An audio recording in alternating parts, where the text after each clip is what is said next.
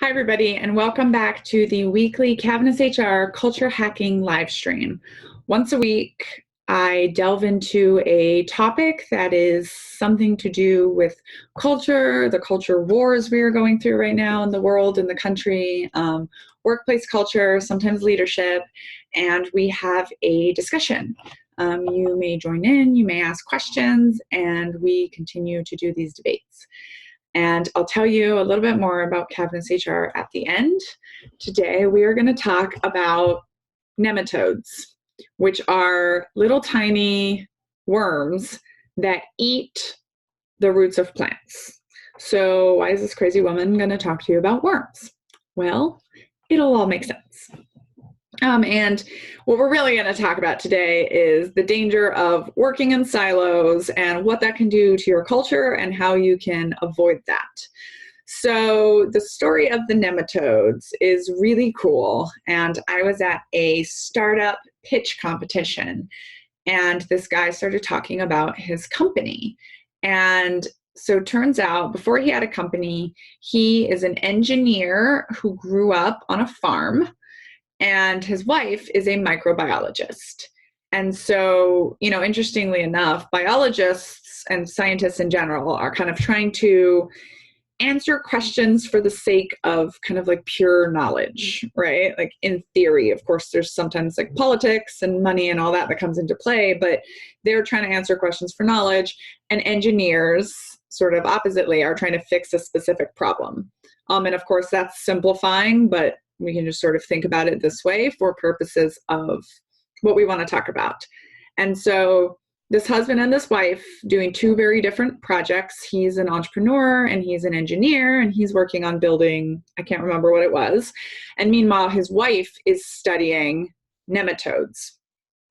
She's studying like the microbiology of them.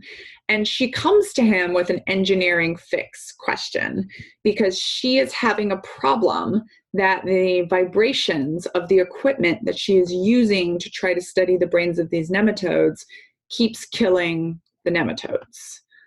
And so she steps out of her silo, right? She steps out of her work office lab and asks her husband if he can help her maybe come up with an engineering fix for this machine that keeps killing the brains of these worms with its electric pulses. Meanwhile, when the husband hears that this is the problem, he realizes that rather than that being a problem, that is a potential billion-dollar business opportunity and solution to a problem that everyone has. Because nematodes are one of the biggest pests in not just farming, but like grass. So actually turns out like he focused his company on, we can create this solution and then sell it to golf courses, and just doing that potentially make millions and billions of dollars. And then that is just the beginning of how useful this could be. And the fact, that he knew that his wife didn't know or realize or understand or put together was that, in the farming and growing things industry for centuries, people have been trying to figure out how to kill these worms. And more these days, how to kill them without pesticides or other harmful things. And all of a sudden, his wife has stumbled onto a solution for killing these with these tiny vibrations that literally just kill the worms and don't kill the plants. And, they're in startup mode. They're obviously public about what they're doing and have patents and stuff. So it's cool to talk about, but they're starting down this path of what is potentially now a billion or multi-billion-dollar opportunity. And I love that story. And I love that example of how, a lot of times when you're in your own silos trying to solve your own problems, not only are you not effectively solving your own problems sometimes, but you might be solving a problem that's not a problem. Or you might be trying to solve a problem that's a giant opportunity if you just flip it around another way. And that basically, sort of comes down to like the business case for stepping outside of your box and thinking outside the box. And really how dangerous it is operating in silos. if you happen to be in an industry where things are life or death, then it can literally be dangerous in that way. But if you happen to be in another kind of industry that is, profit and people's livelihoods and all that, still very much a danger to being in your silos all the time. And, there's this thing that I hear out here in Seattle in the tech world called not created here syndrome, and how we protect against that.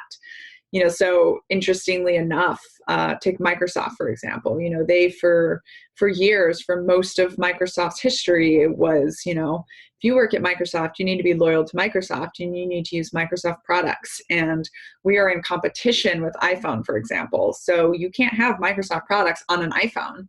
And most recently, when the new CEO took over, Satya Nadella, he kind of changed that entire mindset and was like, look, we're not competing well in the smartphone market. Like they own like 2% of the smartphone market.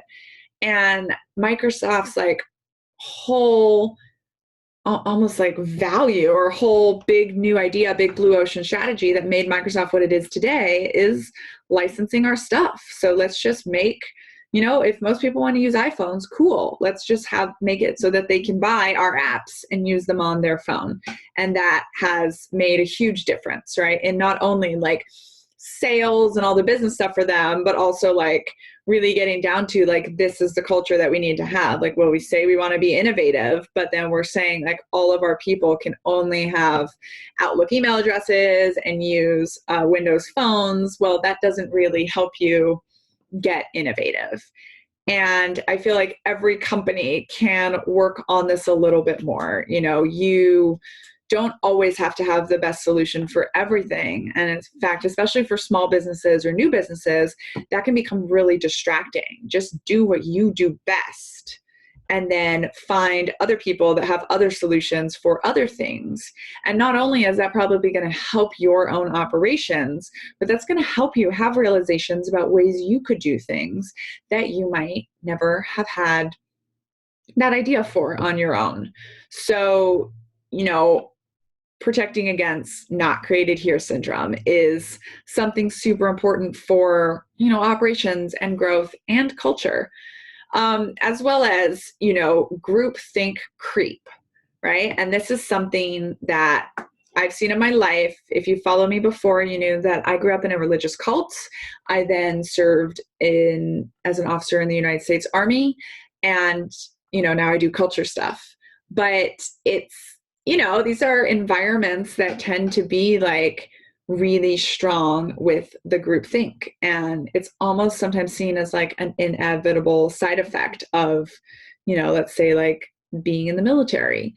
And that can also be very true in companies. When people are working between 40 to 80 hours a week at your company, and then going home and just communicating with their family and their small groups of friends, like it's really, really, really easy to get into this group think. And a lot of times, everything that we are doing on the culture side to establish like a strong group identity and ideology and connection amongst our people and all these things that any culture strategist will tell you are really important and that you really need, can have that downside of groupthink, right? And the same thing with silos. Like it's great for people to work from home or work in their private offices and put their head down and just get a bunch of work done. But what processes do you have in place for getting people out of their silos, for getting groupthink, the threat of groupthink, right? Like lowered in your organization. And of course, you really do have to believe that that is actually going to eventually hinder your operations or have you miss big, big, big opportunities than if people were communicating. So as usual, I've done my thing and I've done the research on this and I've consulted the experts and I've got 5 steps for helping us to protect against groupthink creep and the natural human tendency to sort of operate in silos or just operate within our limited groups. And as usual, again, these 5 steps are not all inclusive. They're just 5 ways that you can get started today in your company. And the first is, if you follow me, you've heard me say this before, get outside the box and do creative things. It's impossible to be thinking outside the box if you're staying in the box. And I truly, truly believe that as we grow into adulthood, we do less and less creative things. We are more and more afraid of taking risks. And that tends to show in our lack of desire to do creative things. And like, look, if you're not doing new things, how do you think you're going to think of new things?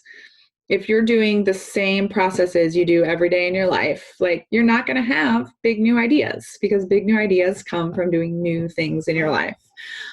So, there's of course tons of ways. If you know me, I like to go salsa dancing. I like to go eat crazy foods in tiny restaurants that might look scary from the outside. Go out to dinner with people that are totally, totally, totally different mindset from me or different demographic group than me. And these are all, of course, things that you can do very easily in your personal life, whether you're a leader or not. Okay, so get outside the box and do creative things. That's step number one. Step number two is ask completely opposite people for their opinions on your work. So, interestingly enough, right now I'm writing a book, and it is a memoir of my life. And it is also got a lot of really, really, really heavy duty themes about culture and groupthink and all of these things that I like to talk about. And but I'm writing about two very intense groups, right? A cult and the United States military. And it has been very, very helpful to me to be working with someone that has never had any kind of special knowledge of either of those things. And in fact, thinks that, like, people that join the military are pretty extreme. Like, she just can't imagine ever wanting to do that. And so it's really great to work with someone like her, because she is able to take a lot of my work and a lot of my concepts and help bring in this other perspective that there's no way I could have. There's no way that I can ever have a perspective of an adult civilian who would never dream of joining the military, because obviously I'm an adult who did join the military. And so just one more example, right, of if you can find someone, engineer, microbiologist, right, someone that's completely outside of your line of work, that has no idea about what you're doing. And literally sometimes just in the process of explaining to somebody outside of our silo what it is that we're working on, we can come up with our own fixes, or we can come up with our own new innovative ideas on top of whatever ideas that those people are going to give to us and help us. So never underestimate, literally asking a, grade school teacher about what they think about your plan for your newest product launch, because you never know what kinds of insights people are going to have into what you're creating in your little silo. So first was get yourself outside the box and do creative things. Second was ask completely opposite people for their opinions on your work. So you can think of that as inviting people into that silo or box that you're working in. 3 is steal, and, in parentheses, borrow ideas from people outside your company or your industry, right? And this is going back to this not created here syndrome. And this is actually something that I love for business owners to track, right? Like, you want to be innovative, cool. Every time, have a spreadsheet, and every time someone introduces a new idea, try to figure out, did that idea come from them? Or did that idea come from like somebody else that they know who's doing this very same thing?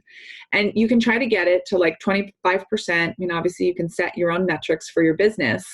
I like the goal being 25% of ideas are like, this book said this, or this person is doing this, or this industry is doing this.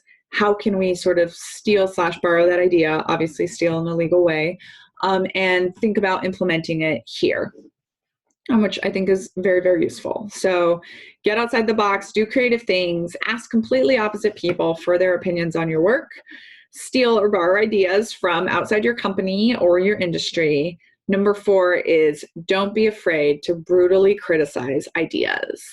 And you have to caveat that with you need to build the tolerance of that into your group or organization or company. Because obviously, if you just start just like brutally critiquing everyone's ideas, and you haven't built in that this is what we do in this company and we are cool with failure and we value innovation more than we value always looking good, then you're definitely going to have some very hurt feelings. It's probably going to lead to turnover, and you're going to come back very, very angry at Miss Daniella Young for telling you to do this. But this is something, that a lot of wonderful organizations, there's great examples of this. A lot of very specialized military teams will do this and will, after an operation, after a mission, after a product launch, get together and be like, okay, what went right? What went wrong? Why do we think this happened? And without trying to place blame on anyone, what can we learn from this? How can we ensure that we don't make these mistakes again? Or even when things were really, really successful, you can still brutally criticize the process and you can still always get better the next time. So number one, get outside the box and do creative things. Number two, ask completely opposite people for their ideas on your work. Number three, steal or borrow ideas from outside your company or industry. Number four, don't be afraid to brutally criticize. And don't forget to build that tolerance into your culture. And number five, and most near and dear to my heart, is don't put anything on a pedestal. I love one of the quotes that a pedestal is just another idea, is just another name for a prison.